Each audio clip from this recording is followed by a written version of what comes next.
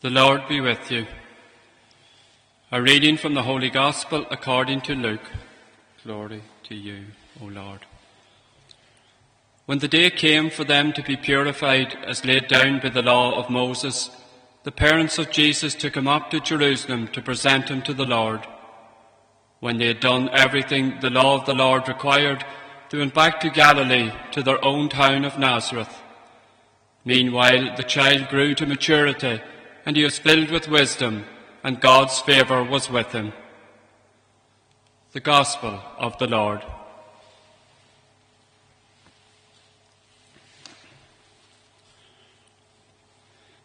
So today we celebrate the feast of the Holy Family of Nazareth.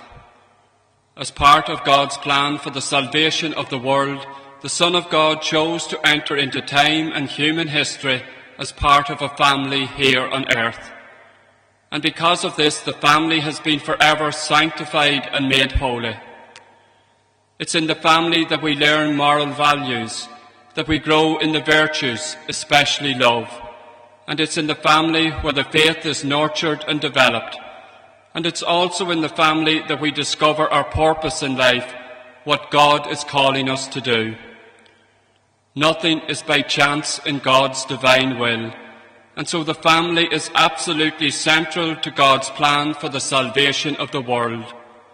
The family is the building block of society. Where the family is reverenced and protected, society is united and stable.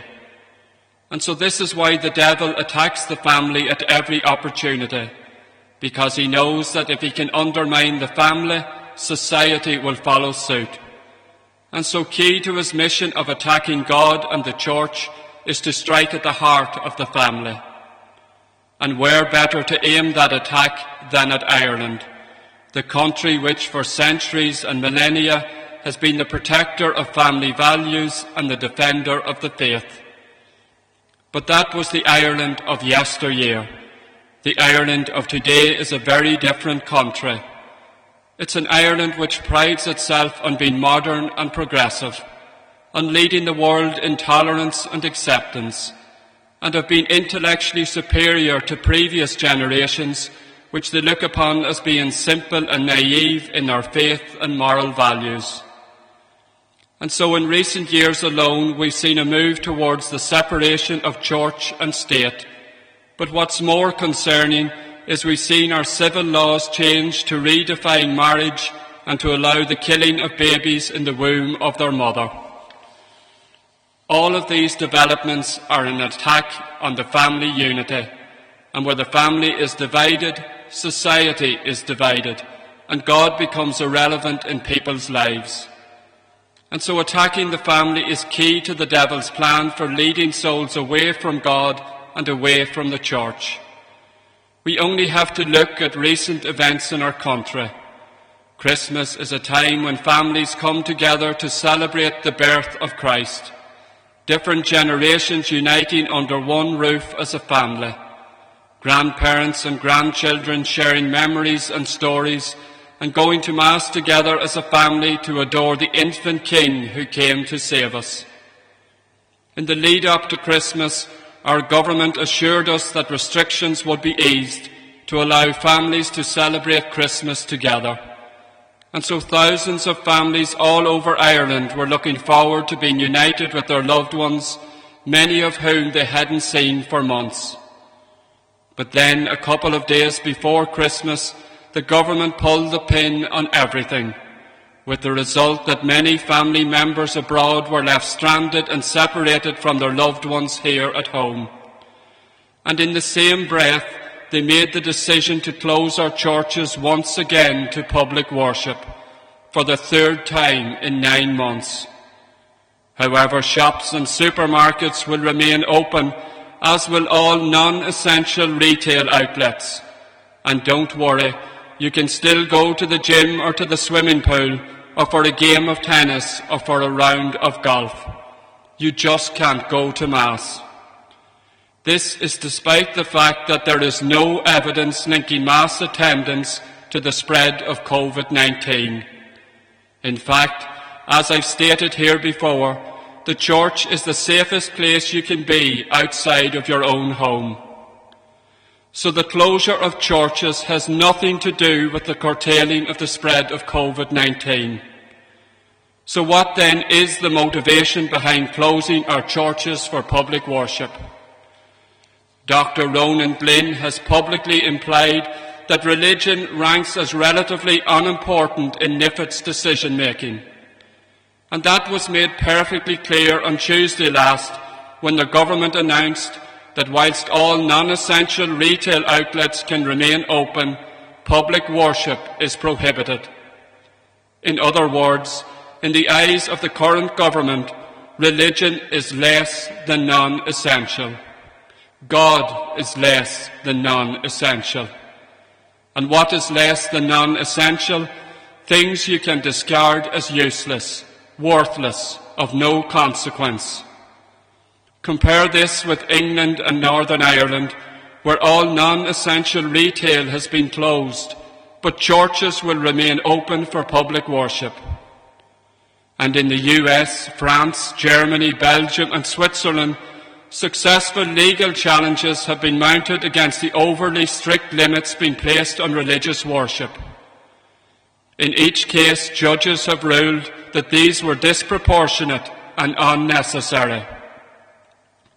Yet here in Ireland, the Church is once again subjected to unjust restrictions, preventing us from celebrating the Mass in public. But they tell us we can still go into the church for private prayer. In other words, we'll tolerate religion as long as you keep it to yourself. But we don't want families, communities and parishes coming together to give worship to Almighty God. If you were in any doubt before this about the agenda behind the current restrictions, then you should be in no doubt now. This government wants to eradicate God from all aspects of society. God who created the universe, God who is the author of all life, and God who entered into this world as a vulnerable baby in order to suffer and die for us on the cross, is deemed as less than non-essential. And what makes this even more shocking is that we, the Church, have allowed this to happen. We've told people it's no longer an obligation to go to Mass on Sundays. We've told people to stay at home and tune into Mass online or on the radio. And we stood by and allowed an atheistic government to introduce draconian and anti-Christian restrictions which are a direct violation of our constitutional right to practice our faith in public. We have reduced the holy sacrifice of the Mass to a non-essential, to a less than non-essential. The Church is entrusted with the care of souls. Our mission is the salvation of souls. There is no mission greater or more essential than that, not even the saving of physical life.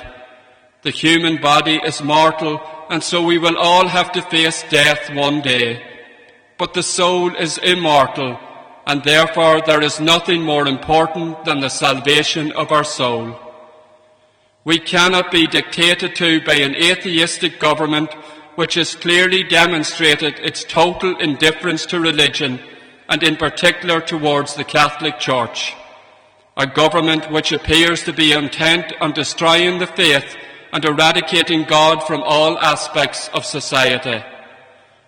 But they're fighting a battle they will never win, because we have Christ's guarantee to St. Peter that the gates of the underworld will never prevail against the Church. All those who see the faith as less than non-essential will one day know the truth when they appear before God in judgment. We can only pray that they will see the error of their ways and return to God before it's too late. And it's time that we all stood up and called these draconian and disproportionate restrictions for what they are, an attack on the faith and on our constitutional right to practice our faith in public.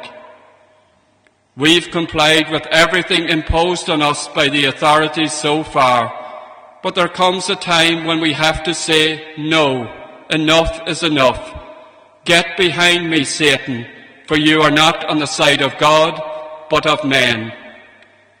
And so, on this great feast day, we entrust our families and our parishes to the care and protection of the Holy Family of Nazareth, and we ask them to protect our country and the Church from this attack on our faith. Jesus, Mary, and Joseph, we love you. Save souls. We now profess our faith in the one true God.